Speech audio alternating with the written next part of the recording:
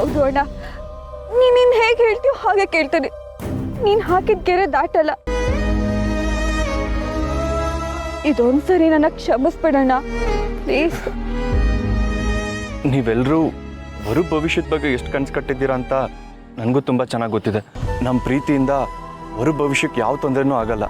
ಅಷ್ಟೇ ಅಲ್ಲ, ನನ್ನ ಬಗ್ಗೆನೂ ಎಲ್ಲ ಕಡೆ ವಿಚಾರಿಸಿ. ನಾನೇನಾದರೂ ಹೊರಗೆ ಯೋಗ್ಯನಾದ ಹುಡುಗ ಅಲ್ಲ ಅಂತ ಅನಿಸಿದ್ರೆ ನಿಮ್ಮಿಷ್ಟ.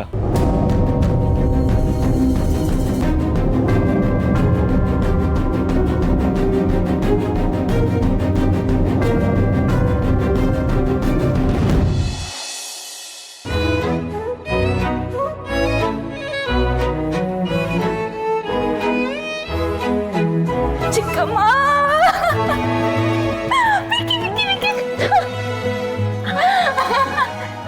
ಏನಿದು ಶ್ರಾವಣಿ, ಏನ್ ಇಷ್ಟೊಂದು ಖುಷಿಯಾಗಿದ್ಯಾ? ಚಿಕ್ಕಮ್ಮ, ಆಕಾಶ ಕೈ ಚಾಚಿ ನಕ್ಷತ್ರಗಳ ಜೊತೆ ಆಟ ಆಡಿ ಚಂದ್ರನ್ಗೆ ಒಂದ್ ಚುಕ್ಕಿ ಇಟ್ರೆ ಎಷ್ಟು ಖುಷಿ ಆಗುತ್ತೋ ಅಷ್ಟು ಖುಷಿ ಆಗ್ತಿದೆ ಚಿಕ್ಕಮ್ಮ. ಅಕ್ಕ, ಹಾಗಾದ್ರೆ ನೀನು ಚಂದ್ರಂಗಿ ಚುಕ್ಕಿ ಇಟ್ಬಿಟ್ಟು ಬಂದ? ಇಲ್ಲ ಪಿಂಕಿ, ನಾನು ಅಪ್ಪನ ಹಣೆಗೆ ಕುಂಕುಮ ಇಟ್ಬಿಟ್ಟೆ.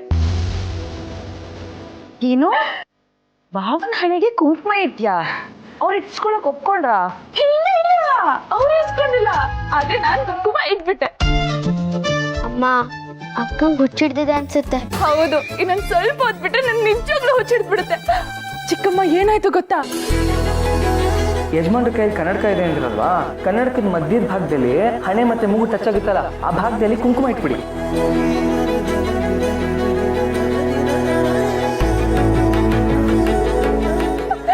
ನನಗಂತೂ ತುಂಬಾನೇ ಖುಷಿ ಆಗೋಯ್ತು ಚಿಕ್ಕಮ್ಮ. ಶ್ರಾವಣಿ, ಎಷ್ಟೇ ಆದ್ರೂ ಅದು ದೇವ್ರ ಕುಂಕುಮ. ಆ ದೇವ್ರೆ ನಿನ್ ಕೈಲಿ ಕೆಲಸ ಮಾಡಿಸಿದಾನೆ. ನಿಜ ಚಿಕ್ಕಮ್ಮ, ಸುಬ್ಬುನೇ ದೇವ್ ರೂಪದಲ್ಲಿ ಬಂದು ನನ್ನಿಂದ ಈ ಕೆಲಸ ಮಾಡಿಸಿದಾನೆ. ಸುಬ್ಬು ಇರ್ಲಿಲ್ಲ ಅಂದಿದ್ರೆ ನನ್ನ ಅಪ್ಪನ ನನಗೆ ಕುಂಕುಮನೇ ಇಡಕ್ ಆಗ್ತಿರ್ಲಿಲ್ಲ ಗೊತ್ತಾ. ನಾನ್ ಸುಬ್ಬು ಎಷ್ಟು ಥ್ಯಾಂಕ್ಸ್ ಹೇಳಿದ್ರು ಸಾಲದು. ಅಕ್ಕ, ಬರೀ ಥ್ಯಾಂಕ್ಸ್ ಹೇಳೋದಾ? ನೀವೇ ಹೇಳ್ತಿದ್ರಲ್ಲ, ನಮ್ಗೋಸ್ಕರ ಯಾರಾದ್ರೂ ಏನಾದ್ರೂ ಮಾಡಿದ್ರೆ ಅವ್ರಿಗೆ ರಿಟರ್ನ್ ಗಿಫ್ಟ್ ಕೊಡ್ಬೇಕು ಅಂತ. ಸುಬ್ಬು ನಿಮ್ಗೋಸ್ಕರ ಏನೋ ಮಾಡಿದ್ದಾನೆ ಅಂದ್ರೆ ನೀವು ಸುಬ್ಬುಗೋಸ್ಕರ ಗಿಫ್ಟ್ ಕೊಡ್ಬೇಕಲ್ಲ. ಒಳ್ಳೆ ಐಡಿಯಾ ಪಿಂಕಿ. ಹೌದು, ಅವನಿಗೇನಾದ್ರೂ ಒಂದು ಗಿಫ್ಟ್ ಕೊಡ್ಬೇಕು.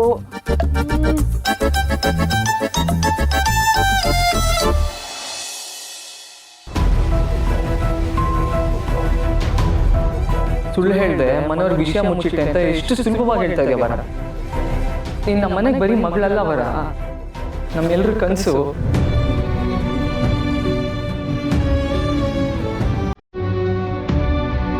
ಈ ಅಣ್ಣನ ಕಣ್ಣನ್ನೇ ತಪ್ಪಿಸ್ಕೊಂಡು ಹೋಗೋ ಪ್ರಯತ್ನ ಮಾಡ್ತಿದ್ದಲ್ಲ ವರ, ಸರಿನಾ ಇದು?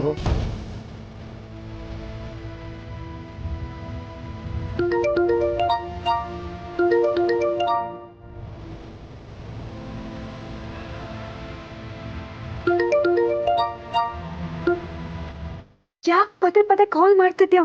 ಈಗ ಹಾಗೆ ಸಾಲ್ದಾ? ಅಲ್ಲಿ ಏನಾಗ್ತಿದೆ ಅನ್ನೋದು ನನಗೆ ಗೊತ್ತಾಗ್ಬಾರ್ದು. ಅವರು ನಿಮ್ಮ ಅಣ್ಣ ಏನಾದ್ರು ಹೇಳದ್ನಾ? ಮನೇಲಿ ನಮ್ಮ ವಿಷಯ ಯಾರಿಗಾದ್ರೂ ಗೊತ್ತಾಗಿದ್ಯಾ? ನನಗೂ ಗೊತ್ತಾಗ್ತಿಲ್ಲ. ಇನ್ನು ಯಾರು ಏನೋ ಮಾತಾಡಿಲ್ಲ. ನಿಮ್ಮ ಅಣ್ಣ ಏನು ಎತ್ತ ಅಂತ ಹೇಳಲಿಲ್ಲ, ಮಾತಾಡ್ತೀನಿ ಅಂತ ಹೇಳಿ ನಮ್ಮನ್ನ ತ್ರಿಶಂಕು ಸ್ಥಿತಿಲಿ ಇಟ್ಬಿಟ್ಟಿದ್ದಾನೆ. ಅವನಿಗೆ ಗುಪ್ಕೆ ಇದೆಯಾ ಅಥವಾ ಕೋಪ ಬಂದಿದ್ಯಾ ಒಂದೂ ಗೊತ್ತಾಗ್ತಾ ಇಲ್ಲ. ನಾವು ಒಂದಾಗ್ತೀವೋ ದೂರ ಆಗ್ತೀವೋ ಅನ್ನೋದೇ ನನಗೆ ತಿಳಿತಿಲ್ಲ.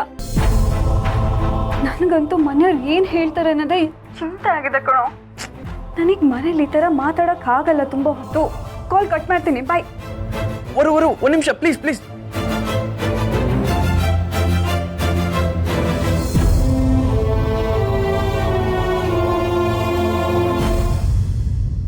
ವರಲಕ್ಷ್ಮಿ, ವರ ಕೊಡದ ಲಕ್ಷ್ಮಿ,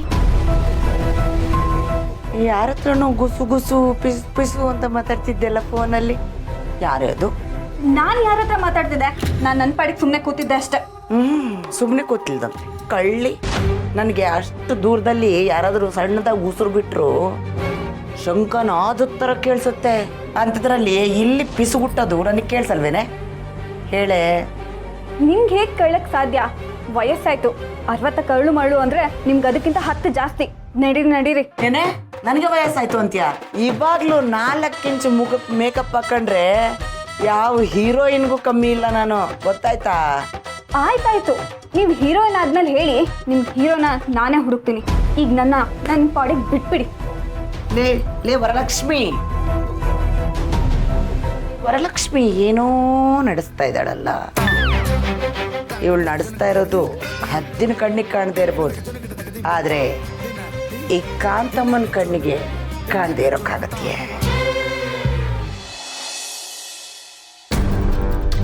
ಓಕೆ ಮಾಮ್, ನಮ್ಮ ರಿಪೋರ್ಟರ್ ಈಗ ರೆಸಾರ್ಟ್ ಕಡೆ ಹೋಗಿದ್ದಾನೆ. ಅವನಿಗೆ ಕೆಲಸ ಮಾಡೋದಕ್ಕಾಗತ್ತಾ? ಖಂಡಿತ ಆಗುತ್ತೆ ಮಾಮ್. ಅವ್ನು ಮಾತಾಡಿದಾಗಲೇ ಅನ್ನಿಸ್ತು ಅವ್ನು ಕೇಳೋ ಪ್ರಶ್ನೆಗಳಿಗೆ ಪ್ರಜ್ಞೆ ತಪ್ಪಿಸೋಂಥ ಟ್ಯಾಲೆಂಟ್ ಇದೆ ಅಂತ. ಹಾಗಾದರೆ ವೀರುನ ಯಾವ್ಯಾವ ಪ್ರಶ್ನೆಗಳು ಕೇಳಬೇಕು ಅಂತ ಅವನು ಪ್ರಿಪೇರ್ ಆಗಿದ್ದಾನ? ಆಗಿದ್ದಾನೆ ಮಾಮ್. ಅವನ ಪ್ರಶ್ನೆಗಳ ಚಕ್ರವ್ಯೂಹದಲ್ಲಿ ಮಾವ ಸಿಕ್ಕಾಕೋತಾರೆ. ಈ ಕಡೆ ಪ್ರಶ್ನೆಗಳು ಕೇಳಿ ಆ ಪ್ರಶ್ನೆಗಳಿಗೆ ಉತ್ತರ ಕೊಡೋದಕ್ಕಾಗದೆ, ಹೊರಗೆ ಬರೋಕ್ಕೂ ಆಗದೆ, ಒಳಗಡೆ ಇರೋದಕ್ಕೂ ಆಗದೆ, ಗೆಲ್ಲೋದಕ್ಕೂ ಆಗದೆ ವಿಲ ಅಂತ ಒದ್ದಾಡ್ತಿರ್ಬೇಕು. ಅವನು ಒದ್ದಾಡೋದನ್ನ ಈ ಶ್ರಾವಣಿ ಎಲ್ಲಿ ಕುತ್ಕೊಂಡು ನೋಡಬೇಕು. ತನ್ನ ವಿಷಯಕ್ಕೋಸ್ಕರ ಅಪ್ಪ ತಲೆ ತಗ್ಸೋದನ್ನ ನೋಡಿ ಅವಳಿಲ್ಲಿ ಒದ್ದಾಡಬೇಕು. ಖಂಡಿತ ಆಗುತ್ತೆ ಮ್ಯಾಮ್. ಅಪ್ಪನ ಪ್ರೋಗ್ರಾಮ್ ಲೈವ್ ಬರ್ತಿದೆ ಅಂದರೆ ಶ್ರಾವಣಿ ಯಾವುದೇ ಕಾರಣಕ್ಕೂ ಮಿಸ್ ಮಾಡ್ಕೊಳ್ಳಲ್ಲ. ಹಾಗೆ ನಮ್ಮ ಪ್ಲ್ಯಾನ್ ಈ ಸಲ ಮಿಸ್ ಕೂಡ ಆಗಲ್ಲ. ಮಗಳಿಂದ ಅಪ್ಪ ಅವಮಾನ ಪಡ್ತಿರೋದನ್ನ ನೋಡಿ ಮಗಳು ಇಲ್ಲಿ ಕಣ್ಣೀರು ಹಾಕಬೇಕು. ಅಷ್ಟೇ ಅಲ್ಲ ಮಾಮ್, ಅಪ್ಪಂಗೆ ಮಗಳ ಮೇಲೆ ಕೋಪ ಮತ್ತೆ ಹೆಚ್ಚಾಗುತ್ತೆ. ಅಪ್ಪ ಮಗಳು ಮತ್ತೆ ದೂರ ಆಗ್ತಾರೆ. ಇನ್ನು ಮುಂದೆ ಅವರಿಬ್ಬರು ನಮ್ಮ ಕಂಟ್ರೋಲಲ್ಲಿ ಇರ್ತಾರೆ. ಅವಳಿಗೆ ಎಷ್ಟು ಕೊಪ್ಪಿದ್ರೆ ಅವಳು ನಿನ್ನ ಮೇಲೆ ಕೈ ಮಾಡ್ತಾಳೆ, ನನಗೆ ಎದುರು ಮಾತಾಡ್ತಾಳೆ. ಇವತ್ತಿಗೆ ಅವಳ ಆಟ ಮುಗ್ದೋಗುತ್ತೆ. ನನಗೆ ಎದುರು ಮಾತಾಡ್ದವಳು ಬದುಕೋ ನನ್ನ ಕೋಪದಲ್ಲಿ ಇವತ್ತು ಬೇರೆ ಹೋಗುತ್ತೆ.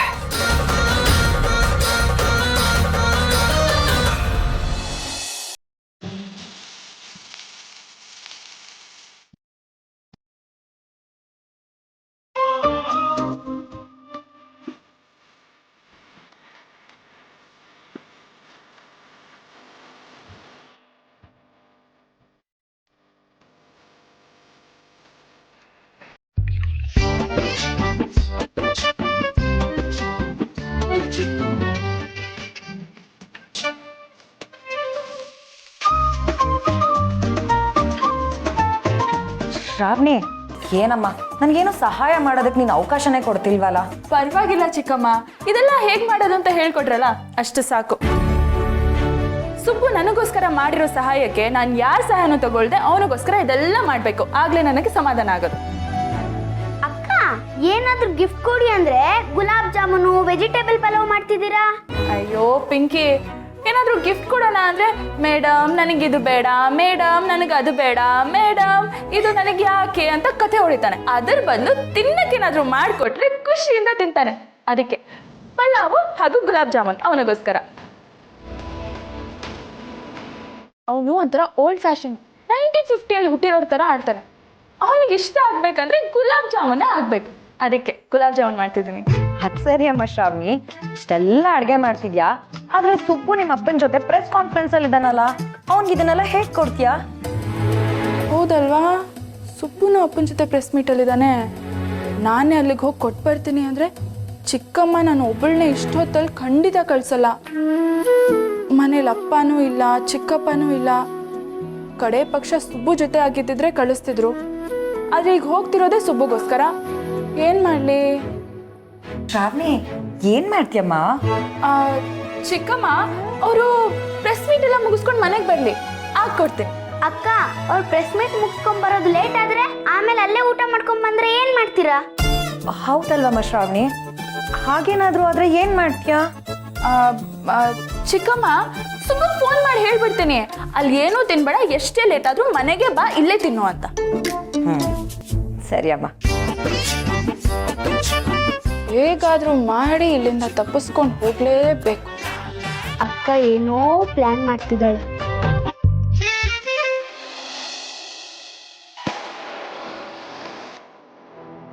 ಐಡಿ ತೋರಿಸಿದ್, ಪಾತ್ ತೋರಿಸಿದ್.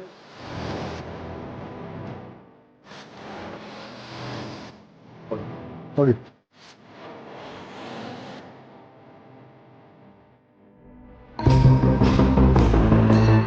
ಇಲ್ಲ ಇವತ್ತಿನ ಪ್ರೆಸ್ ಮೀಟು ಸ್ಯಾಟಲೈಟ್ ಚಾನಲ್ ಮಾತ್ರ. ಇವತ್ತು ನಿಮಗೆ ಅವಕಾಶ ಇರೋದಿಲ್ಲ. ಯಾಕ್ರಿ ನನ್ನ ಹತ್ರ ಪಾಸ್ ಇದೆ, ನಾವು ರಿಪೋರ್ಟ್ರೆ, ನನ್ನನ್ನು ಯಾಕೆ ತಡಿತಾ ಇದ್ದೀರಿ? ನನಗೆ ಪಾರ್ಟಿ ಆಫೀಸಿಂದ ಪಾಸ್ ಇಶ್ಯೂ ಆಗಿದೆ. ಅದು ನಮಗೆ ಗೊತ್ತಿಲ್ಲ, ಆದರೆ ನಮಗೆ ಇನ್ಸ್ಟ್ರಕ್ಷನ್ಸ್ ಇದೆ ಸ್ಯಾಟಲೈಟ್ ಚಾನಲ್ನವ್ರನ್ನ ಮಾತ್ರ ಬಿಡಬೇಕು ಅಂತ. ನೋಡ್ರಿ, ನಾವು ಸುದ್ದಿವಾಹಿನಿಯವರೇ, ನಾವು ಸೋಷಿಯಲ್ ಮೀಡಿಯಾ ಎಷ್ಟು ಇಂಪ್ರೂವ್ ಆಗಿದೆ, ಅಂಥದ್ರಲ್ಲಿ ನಮ್ಮನ್ನ ಯಾಕೆ ತಡೀತಿದ್ದೀರಾ? ನೋಡ್ರಿ, ಸ್ಯಾಟಲೈಟ್ ಚಾನಲ್ನ ಎಷ್ಟು ಜನ ನೋಡ್ತಾರೋ ಅಷ್ಟೇ ಜನ ನಮ್ಮ ಚಾನಲ್ನು ನೋಡ್ತಾರೆ, ಅಷ್ಟೇ ಜನ ಸಬ್ಸ್ಕ್ರೈಬ್ ಮಾಡಿದ್ದಾರೆ. ನೋಡಿ ಸರ್, ಇದನ್ನೆಲ್ಲ ವಾದ ಮಾಡೋಕ್ಕಲ್ಲ ಇಲ್ಲಿ ನಿಂತಿರೋದು. ನಮ್ಮ ಇನ್ಸ್ಟ್ರಕ್ಷನ್ ಪ್ರಕಾರ ನಾವು ಇಲ್ಲಿ ಬಂದಿದ್ದೀವಿ. ಇನ್ಸ್ಟ್ರಕ್ಷನ್ ನಿಮ್ಗೆ ಯಾರು ಕೊಟ್ಟಿದ್ದು? ನಮಗೆ ಇನ್ಸ್ಟ್ರಕ್ಷನ್ ಬಂದಿರೋದು ಮಿನಿಸ್ಟರ್ ಕಡೆಯಿಂದ. ನೋಡ್ರಿ, ನನಗೂ ಪಾರ್ಟಿ ಆಫೀಸಿಂದ ಪಾಸ್ ಇಶ್ಯೂ ಆಗಿದೆ, ನನ್ನನ್ನು ಯಾಕೆ ಬಿಡಲತ್ತಿದ್ದೀರಿ? ಯಾಕೆ ತಡೀತಾ ಇದ್ದೀರಿ? ಏನಾಯ್ತು ಹೇಳಿ, ಏನು ಗಲಾಟೆ? ಸರ್, ಇವರು ಸ್ಯಾಟಲೈಟ್ ಚಾನಲ್ದವ್ರು ಅಲ್ಲ, ಆದರೂ ಒಳಗೋಗ್ತೀನಿ ಅಂತ ಹೇಳ್ತಿದ್ದಾರೆ. ನೋಡಿ ಸರ್, ನನ್ನ ಹತ್ರ ಪಾಸ್ ಇದೆ, ನನಗೆ ಪಾರ್ಟಿ ಆಫೀಸಿಂದ ಪಾಸ್ ಇಶ್ಯೂ ಆಗಿದೆ, ನಮ್ಮನ್ನ ಇವ್ರು ತಡೀತಾ ಇದ್ದಾರೆ, ನನ್ನನ್ನು ಬಿಡ್ತಾ ಇಲ್ಲ. ಯಾಕೆ ಹೀಗೆ ಮಾಡ್ತಾ ಇದ್ದಾರೆ?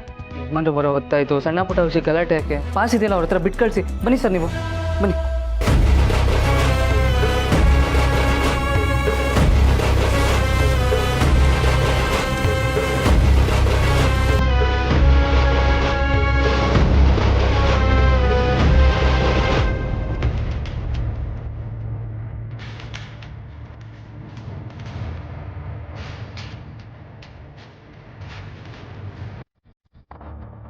ನಾನು ಹೊರಗಡೆ ಎಂಟ್ರಿ ಆದಾಗ ನೀವು ಟೀಮ್ ಮುಂದೆ ಕೂತ್ಕೊಂಡು ಮಿನಿಸ್ಟ್ರಿಗಾಗೋ ಅವಮಾನನ ಎಂಜಾಯ್ ಮಾಡ್ಬೋದು.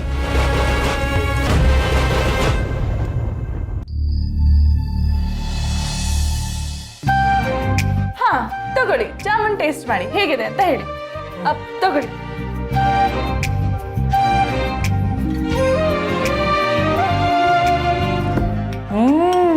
ಶ್ರಾವಣಿ, ತುಂಬಾ ಚೆನ್ನಾಗಿದೆ. ಹೌದಾ? ಈಗ ಇದನ್ನ ಟೇಸ್ಟ್ ಮಾಡ್ತೀರಾ?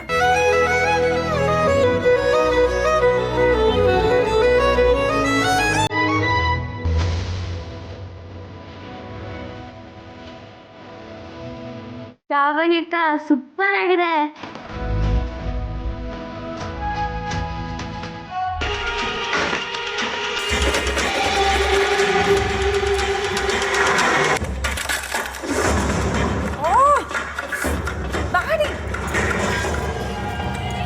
ಗಾಡ್, ಏನ್ ಮಾಡ್ತಿದ್ಯಾ? ಖುಷಿನ ಸೆಲೆಬ್ರೇಟ್ ಮಾಡೋದಕ್ಕೆ ಪ್ರಿಪೇರ್ ಆಗ್ತಿದೆ ಮಾಮ್. ಒಂದು ವೇಳೆ ಶ್ರಾವಣಿ ಟಿ ವಿ ನೋಡ್ತಿಲ್ಲ ಅಂದರೂ ಕಾನ್ಫರೆನ್ಸಲ್ಲಿ ಮಾವಂಗಾಗೋ ಅವಮಾನದ ಮಾತುಗಳು ಶ್ರಾವಣಿ ಕಿವಿಗೆ ನಾಟಬೇಕು. ಮಾವಂಗೆ ಶ್ರಾವಣಿ ಬಗ್ಗೆ ಕೇಳೋ ಪ್ರಶ್ನೆಗಳು, ಅವಳ ಪಕ್ಕನೆ ಬಂದು ಕೂಗಿ ಕೂಗಿ ಅವಳನ್ನ ಕೊಲ್ಲಬೇಕು. ಅದನ್ನೆಲ್ಲ ಅವಳು ಕೇಳ್ತಾ ಇದ್ರೆ ತಲೆಯೆಲ್ಲ ಚಿಟ್ಟಿಡ್ದಂಗೆ ಆಗುತ್ತೆ, ಹಿಂಸೆ ಅಂತೂ ಆಗುತ್ತೆ. ಅದಕ್ಕೆ ಸೌಂಡ್ ಸ್ವಲ್ಪ ಜಾಸ್ತಿನೇ ಇರಲಿ ಅಂತ ವಾಲ್ಯೂಮ್ ಚೆಕ್ ಮಾಡ್ತಿದ್ದೆ. ಜಾಣತನ ಕ್ರೂರತನ ಜಾಸ್ತಿ ಆದರೆ ಇಂಥ ಯೋಚನೆ ಎಲ್ಲ ಬರುತ್ತೆ. ವೆರಿ ಗುಡ್ ಮಾಡಿ.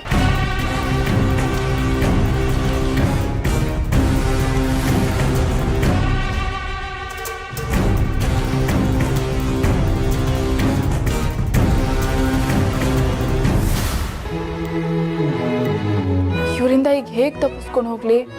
ಅವ್ರ ಪ್ರೆಸ್ ಮೀಟ್ ಮುಗಿಸ್ಕೊಂಡು ಇಲ್ಲಿಗೆ ಬರೋವರೆಗೂ ಕಾಯಕ್ಕೆ ಸಾಧ್ಯನೇ ಇಲ್ಲ. ಪಿಂಕಿ ಹೇಳಿದ ಹಾಗೆ ಅವ್ರು ಅಲ್ಲೇ ಊಟ ಮುಗಿಸ್ಕೊಂಡು ಬಂದ್ಬಿಡ್ತಾರೆ. ಹೇಗಾದ್ರೂ ಮಾಡಿ ನಾನೇ ಅಲ್ಲಿಗೆ ಹೋಗ್ಬೇಕು.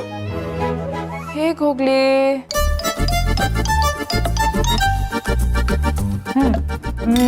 ಶ್ರಾವಣಿ, ಇನ್ನೇನು ಎಲ್ಲ ರೆಡಿ ಆಯ್ತಲ್ಲ, ಬೇಗ ಬಾ. ಅಪ್ಪಂದು ಪ್ರೆಸ್ ಕಾನ್ಫರೆನ್ಸ್ ಶುರು ಆಗುತ್ತೆ, ಹೋಗಿ ಲೈವ್ ನೋಡೋಣ. ಚಿಕ್ಕಮ್ಮ, ನೀವೆಲ್ಲ ಹೋಗಿ ನೋಡಿ. ನನಗೆ ಇದೆಲ್ಲ ಮಾಡಿ ತುಂಬಾ ಸುಸ್ತಾಗ್ತಿದೆ. ನಾನು ನನ್ನ ರೂಮಲ್ಲಿ ಮಲ್ಕೊಂಡು ಲೈವ್ ಟೆಲಿಕಾಸ್ಟ್ ನೋಡ್ತೀನಿ. ಶ್ರಾವಣಿ, ನೀನು ಯಾಕೆ ರೂಮಲ್ಲಿ ಒಬ್ಳೇ ಹೋಗಿ ಲೈವ್ ಟೆಲಿಕಾಸ್ಟ್ ನೋಡ್ತೀನಿ ಅಂತ ಹೇಳ್ತಾ ಇದೀಯ ಅಂತ ನನಗೆ ಗೊತ್ತಾಯ್ತು. ಅಪ್ಪನ ಪ್ರೋಗ್ರಾಮ್ನ ಒಬ್ಳೇ ರೂಮ್ನಲ್ಲಿ ಕೂತ್ಕೊಂಡು ನೋಡ್ತಾ ಅಪ್ಪನ ಕಣ್ ತುಂಬಿಕೊಂಡು ಕುಣಿದು ಕುಪ್ಪಳಿಸೋದಕ್ಕೆ ತಾನೆ. ಕರೆಕ್ಟ್ ಕರೆಕ್ಟ್ ಚಿಕ್ಕಮ್ಮ.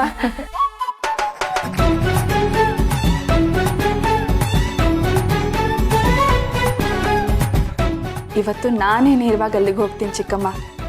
ಅಲ್ಲಿ ಹೋದ್ರೆ ಸುಬ್ಬುಗೂ ಊಟ ಕೊಟ್ಟ ಹಾಗಾಗುತ್ತೆ, ಅಪ್ಪನ ಪ್ರೋಗ್ರಾಮ್ನ ಹತ್ರದಿಂದ ಕಣ್ ತುಂಬ್ಕೊಂಡು ಹಾಗೋ ಆಗತ್ತೆ. ಏನ್ ಯೋಚನೆ ಮಾಡ್ತಿದ್ಯಾ? ಹೊರಡು ಬೇಗ, ಪ್ರೋಗ್ರಾಮ್ ಶುರು ಆಗತ್ತೆ.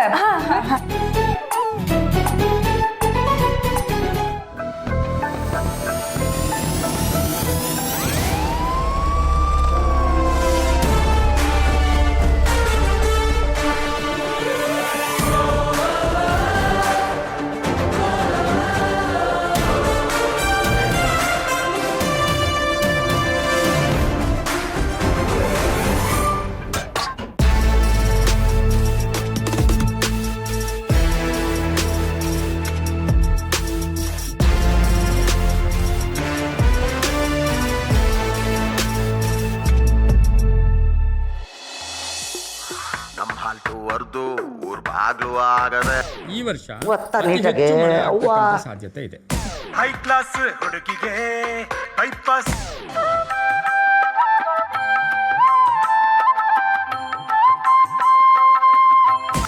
ನನಗೆ ನೀನು ನಿನಗೆ ನಾನು ನನಗೆ ಸಿಕ್ಕ ಒಲವು ನೀನು ಕೈಯ ಬಿಡದೆ ಇರು ಕೊನೆವರೆಗೆ.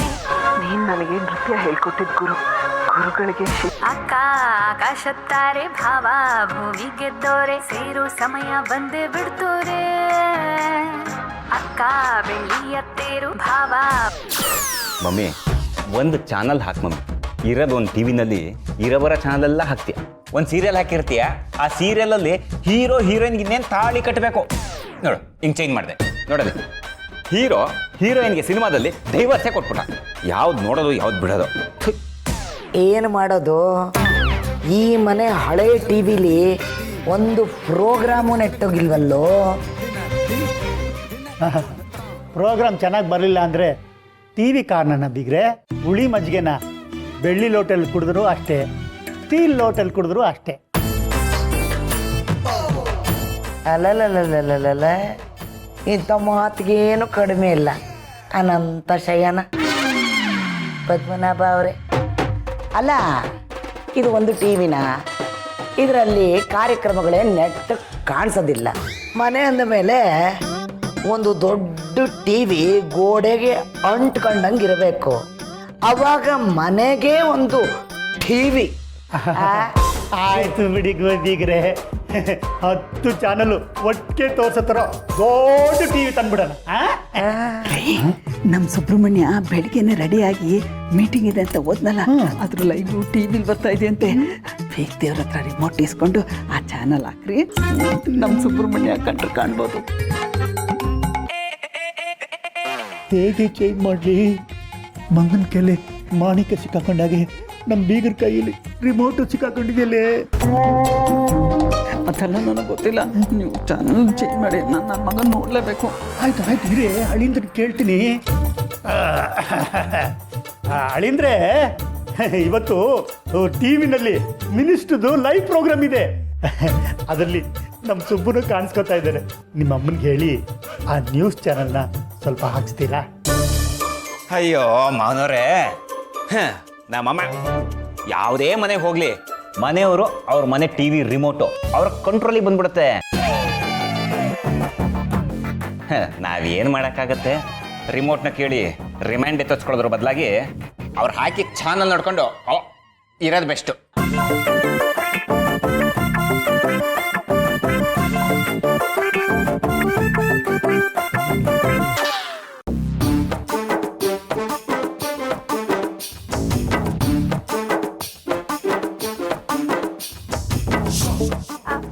ಅಯ್ಯೋ ಅತ್ತೆ, ಇದೇನಿದು ನಿಮ್ ಕಣ್ಸುತ್ತೆ ಕಪ್ಪಗಾಗ್ಬಿಟ್ಟಿದೆಯಲ್ಲ. ಹೌದಾ?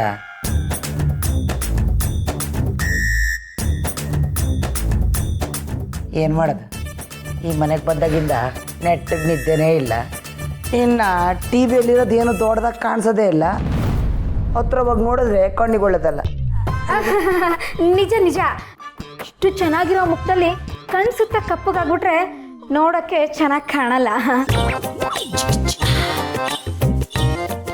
ಅತ್ತೆ, ಇವತ್ತು ನ್ಯೂಸ್ ಚಾನಲಲ್ಲಿ ಆರೋಗ್ಯದ ಪ್ರೋಗ್ರಾಮ್ ಬರ್ತಿದೆ. ಅದರಲ್ಲಿ ಕಣ್ಸುತ್ತಾಗಿರೋ ಕಪ್ಪು ಕಲೆನ ಹೋಗ್ಸೋದು ಹೇಗೆ ಅಂತ ಹೇಳ್ತಾರಂತೆ. ಸ್ವಲ್ಪ ನ್ಯೂಸ್ ಚಾನಲ್ ಹಾಕ್ಬಿಡ್ತೀರಾ?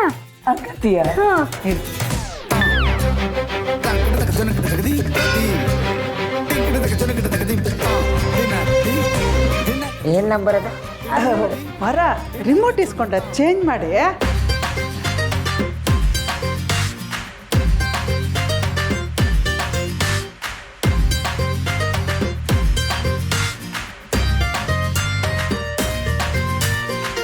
ಅಮ್ಮ, ಅಣ್ಣ ಏನಾದ್ರು ಕಾಲ್ ಮಾಡಿದ್ನಾ? ಅವನೇನಾದ್ರು ಹೇಳಿದ್ನಾ? ಅಯ್ಯೋ, ಅದೆಷ್ಟು ಸರಿ ಕೇಳ್ತೀಯ? ಆವಾಗ್ಲಿಂದ 150 ಸರಿ ಕೇಳ್ಬಿಟ್ಟೆ. ಹಂಗೇನಿಲ್ಲ, ಚಾನೆಲ್ ಚೇಂಜ್ ಮಾಡು. ಅಣ್ಣನ ಮೇಲಿರೋ ಪ್ರೀತಿಗೆ ಹಾಗೆ ಕೇಳ್ತಾ ಇದ್ಲ ಕಡೆ. ಅಣ್ಣ ತಂಗಿ ಮೇಲೆ ಎಷ್ಟು ಕಾಳಜಿ ಇಟ್ಟಿದನೋ ಹಾಗೆ ತಂಗಿನೂ ಅಣ್ಣನ ಮೇಲೆ ಅಷ್ಟೇ ಕಾಳಜಿ ಇಟ್ಟಿದ್ದಾಳೆ. ತಂಗಿ ಇಡೋ ಪ್ರತಿ ಹೆಜ್ಜೆಗೂ ಅಣ್ಣ ಕಾವಲಾಗಿರ್ತಾನೆ. ಅಣ್ಣ ಹಾಕಿರೋ ಗೆರೆನ ತಂಗಿ ಯಾವತ್ತೂ ದಾಟಲ್ಲ. ಇವರಿಬ್ಬರು ಪ್ರೀತಿಗೆ ಯಾರ ದೃಷ್ಟಿನೂ ತಾಗಬಾರ್ದಪ್ಪ. ಆಯ್ತಾಯ್ತು, ಮೊದಲು ಚಾನಲ್ ಹಾಕಿ ಮಿನಿಸ್ಟ್ರ್ ಪ್ರೋಗ್ರಾಮು ಯಾವುದೋ ಸ್ಟಾರ್ ಹೋಟ್ಲಲ್ಲಿ ನಡೀತಿದೆ ಅಂತೆ. ನಮ್ಮ ಸುಪ್ಪನು ಅದ್ರಲ್ಲಿ ಕಾಣ್ಬೋದು.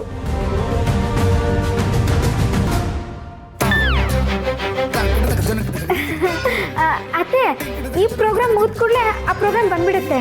ಹಾಂ